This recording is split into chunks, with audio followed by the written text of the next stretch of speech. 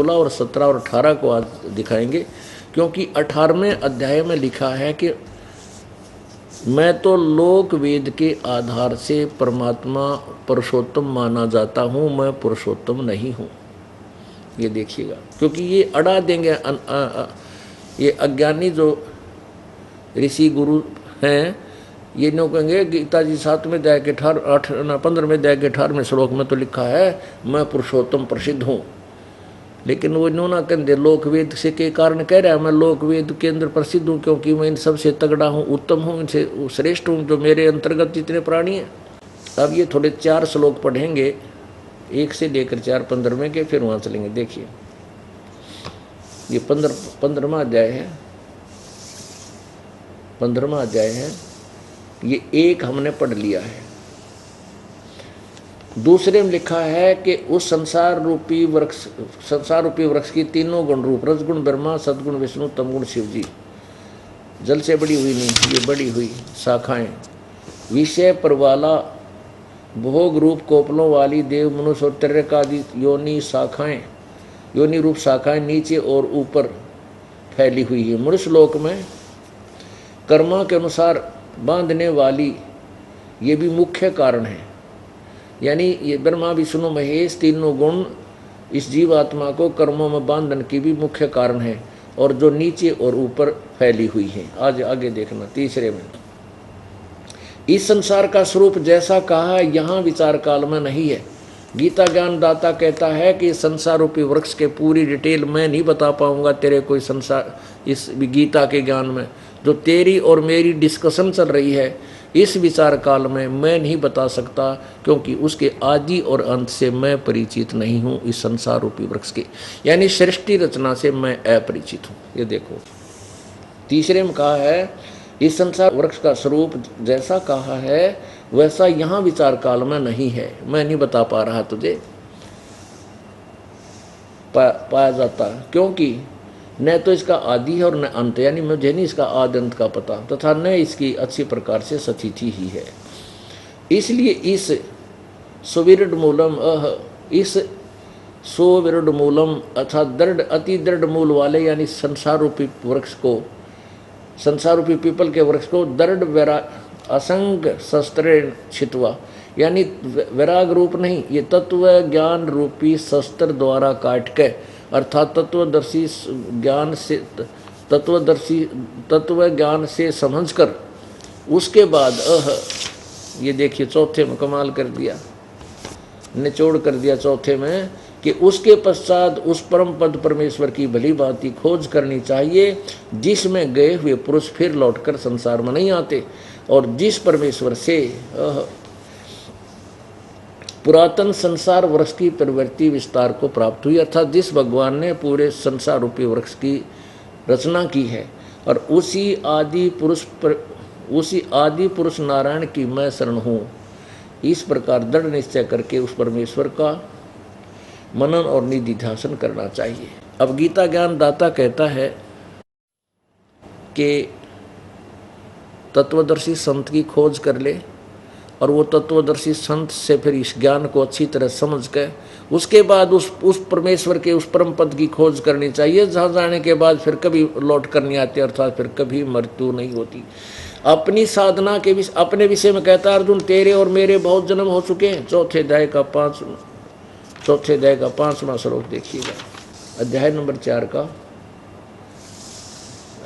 4 है, ये 5वां श्लोक है, इसका अनुवाद यहाँ पर है। हे परंतम अर्जुन मेरे और तेरे बहुत से जन्म हो चुके हैं, उन सबको तू नहीं जानता, मैं जानता हूँ। पुण्यात्माओं समझदार को संकेत ही बहुत होता है। गीता ज्ञान दाता कहता है मेरे और तेरे तो जन्म मृत्यु होते हैं, मैं भी नाशवान हूँ, तू भी है, इसलिए उस परम पद परमेश्वर की खोज करो जहाँ जाने के बाद फिर कभी जन्म मृत्यु नहीं होती। अब 15वें अध्याय का 16 और 17 श्लोक देखिए, ये देखिएगा, अध्याय नंबर 15,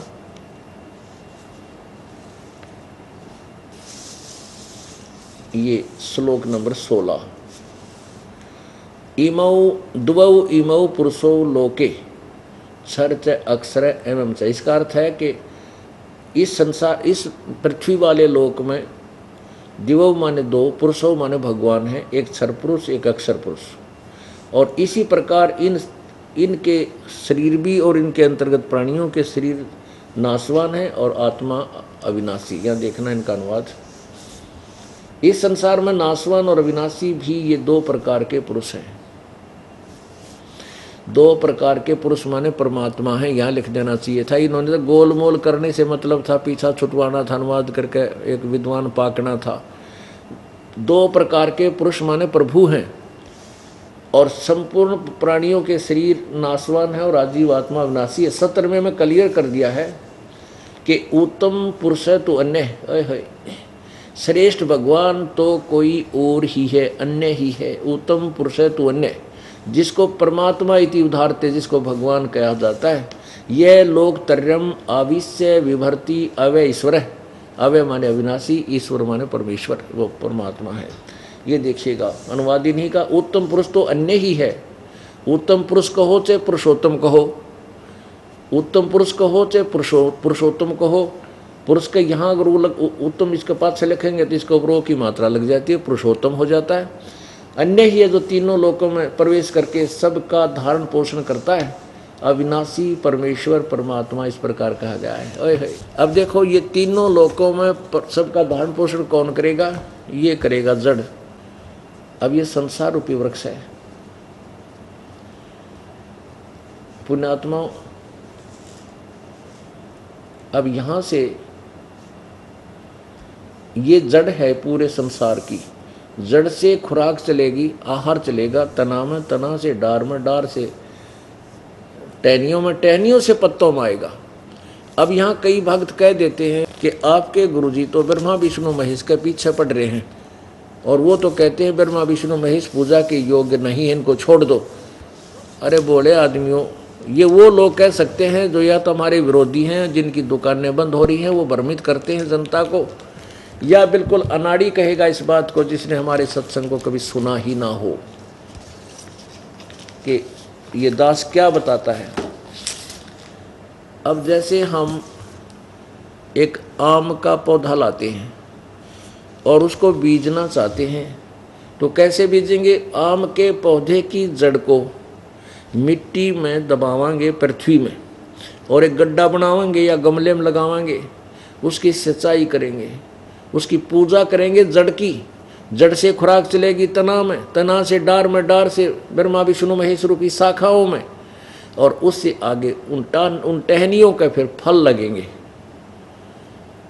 अब ऐसा कौन अनाड़ी होगा जो पौधे की उस वृक्ष की टहनियां न काटने के लिए कहे कि इनको काट के फेंक दे, इनकी आवश्यकता नहीं है, जड़ से ही काम चल जाएगा? नहीं, जड़ से को भी रखना है और टहनियों को भी हमने तोड़ के फेंकना नहीं, छोड़ना नहीं। देखिए, एक हमने भक्ति रूपी पौधा बीजा,